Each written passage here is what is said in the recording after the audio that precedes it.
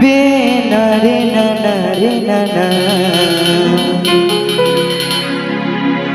बेना रे नाना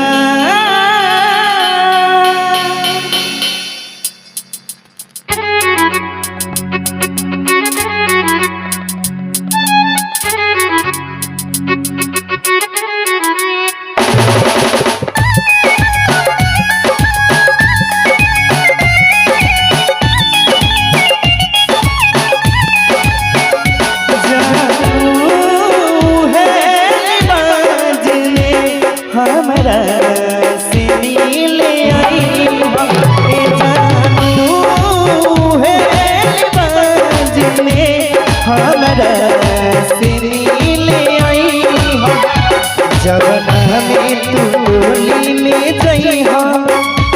जवना में पिया के हो जइहा ए जानू है बाज में हमरा से मिले आइहा ए जानू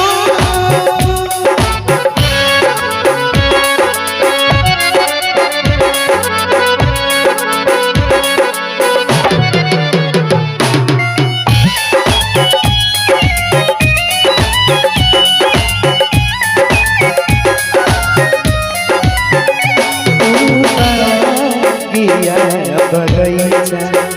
सब प्यार वाला गीतिया बेधुन लगेला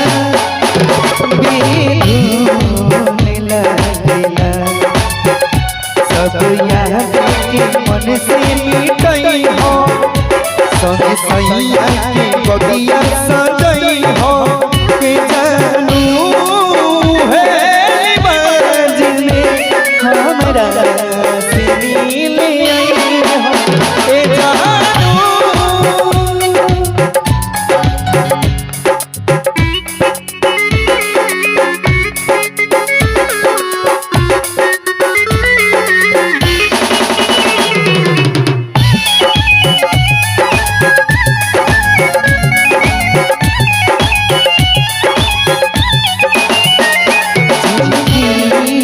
सफर अब गुमनाम हो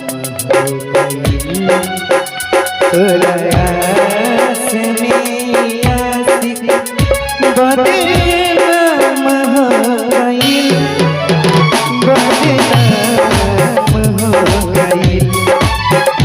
मोर अंतिम विदाई में आई हो सपन